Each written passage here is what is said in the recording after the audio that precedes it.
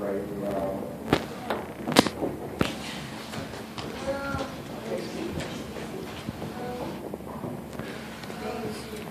Okay, we're going to start this reading off from page 163 through 164 of Deacon Carl Clark. Amen. Praise the Lord. I can get to the stand. I always want to say that. One, narrated. Salvin Diaz, Rosa Park. It was early Thursday evening, December the 1st, 1955, and the downtown department store in Montgomery, Alabama, was set up for the annual Christmas shopping season. Red, green holiday lights twinkle from storefront as passerby who surge in the winter twilight toward their destination. Saw the Montgomery citizens flock down the sidewalk in the warm sunlight where shoppers, song workers, headed home after their shift. Rosa Park, a quiet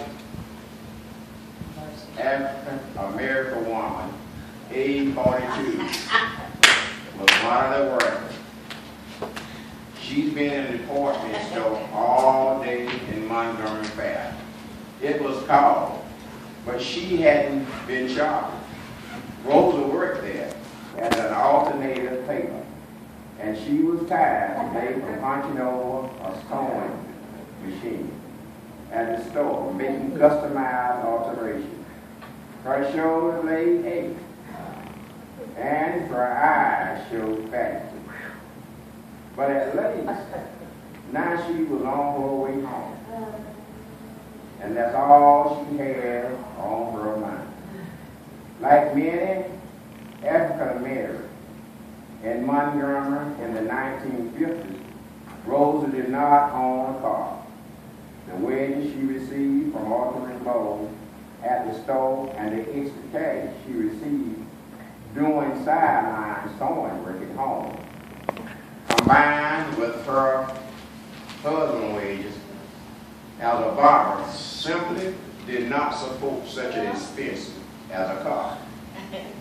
Unless a neighbor gave them a ride, both Rosa and her husband depend on bus transportation to get where they needed to go, or else they walked. This was routine for most black and many white in Montgomery in the mid-20th century. Okay, Carl Clark Jr., which is me, will read pages 164 through 165. There were strict rules in the South at this time that dictated most behavior according to the color of one's skin. These rules even extended to public transportation. Each city bus had a certain number of seats designated for white customers only, the first several rows, and a certain number of seats designated for black customers only, the back section. When black customers boarded a bus, they were expected to sit in the back of the bus, whether or not the front rows were filled.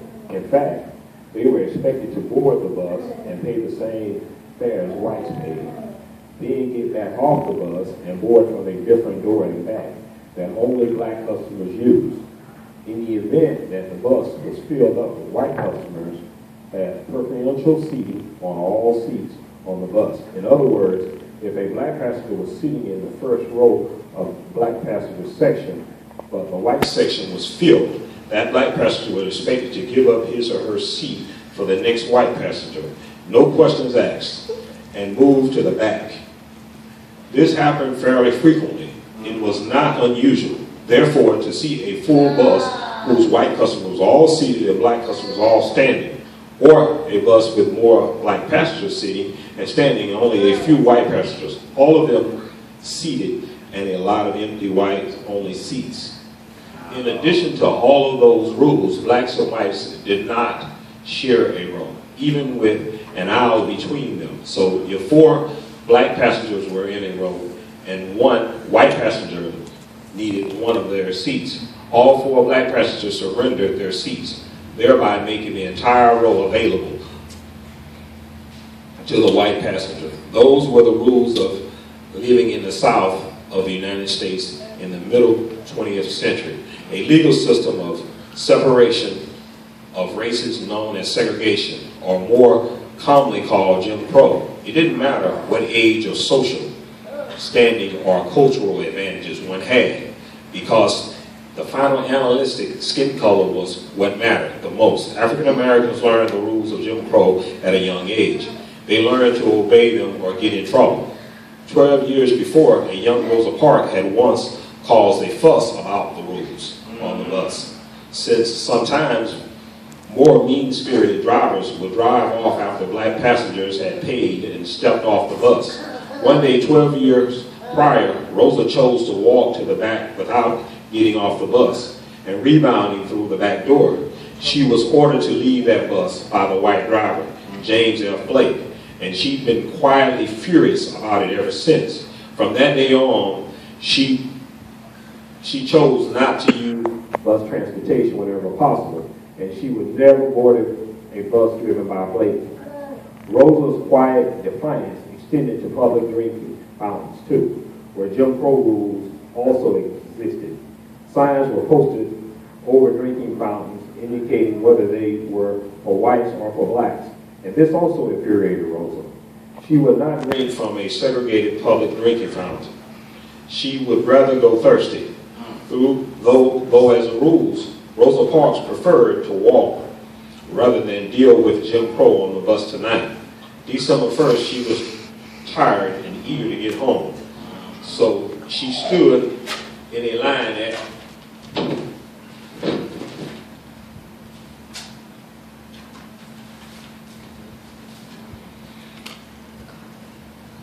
a bus stop and waited for the olive green Cleveland Avenue bus, hoping she would not have to stand in the aisles all the way to her home.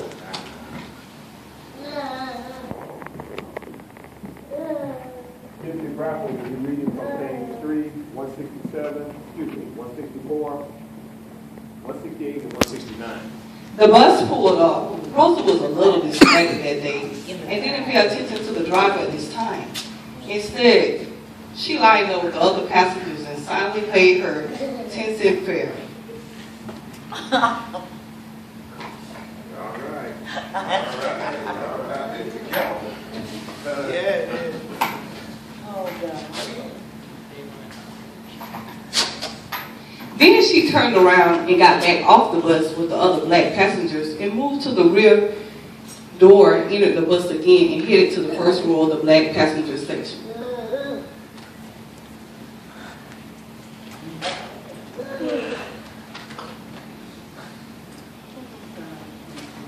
She sank down onto an aisle seat next to a black gentleman. Two black women took seats across the aisle. Now the rows 4 seats were filled. At the Empire Theater stop, the bus was filling up. People quietly moving up and down the aisles, jockeying according to their race. Black people stayed in their section, of course, but now the white section had filled up. The next white passenger would be moving into the black section, which means the passengers in Rosa Row would have to get up and move. Rosa tensed up.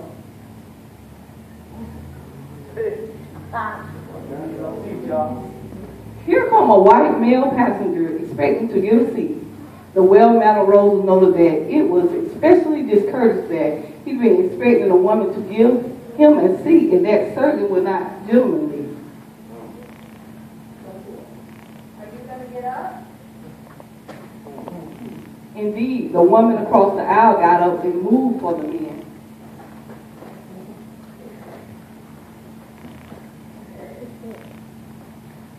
But that would not be enough, since blacks and whites did not sit next to each other, but also did not sit across the aisle from each other. Nevertheless, Rosa remained seated. The bus driver looked in his overhead mirror. He called back. Rosa's heart sank when she saw the bus driver, who was Blake, the man who had kicked her off the bus 12 years ago.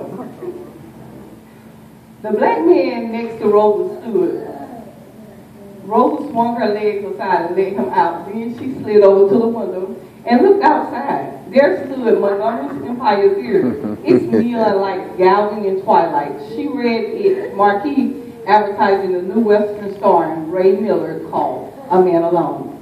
Everything stopped on the bus. All movement, all conversation, as passengers watched Rosa Parks defy the law this December day. The middle-aged seamstress and choir member did not surrender her seat to the white man. Instead, she said, Blake got up and made his way to Rosa's side. Are you going to give me those seats? Still Rosa sat. Are you going to stand up? He demanded. No. Well, then I'm going to have you arrested. Well, you may do that. Rosa responded, and she said, by now, the entire bus was caught up in what was going on. The Cleveland Avenue bus passengers may have wanted to get home on this chilly day, but they were not going to get home. They were not going to miss this drama. White people were shocked. Black people were mesmerized that this unassuming woman was defying the system. They knew who she was, and they silently cheered her on, though nobody made a sound in her support. Later, the press would report that Rosa Parks was just a working woman who was too tired to get up. But Rosa herself would clarify the misconception every time. Yes, she was tired, but the only tired I was tired of giving in. She simply had enough. Blake made his way back up to the driver's seat. There was a company protocol on how to handle agitators on the bus. So Blake called his supervisor on his bus radio per company rules. Hey Sue, there's this black lady that won't get out of the seat for the little white folk. Yeah, I did the protocol. Well then, you gotta follow the rules. Okay. Everyone heard. The police were called, and many passengers, both black and white, began to leave the bus. Some of them quietly asking for transfers, but many more black passengers stayed to watch. They knew Rosa's character was impeccable. She was strong as a rock, and if these white men thought she was going to get hysterically or give in, they would be surprised. And while it seemed inconceivable that this good woman could go to jail, just how was this going to end? Two police officers arrived and confirmed with Blake outside the bus.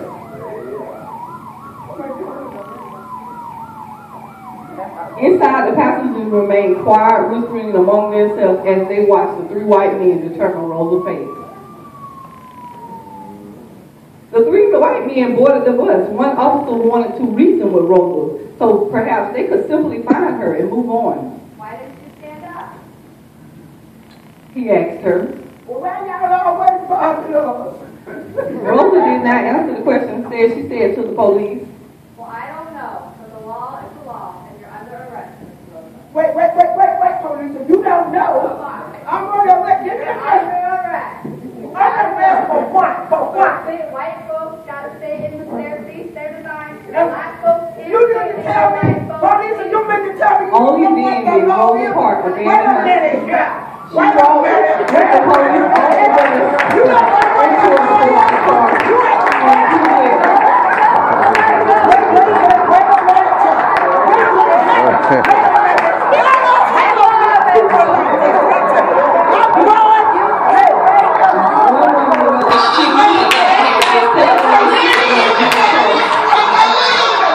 There's a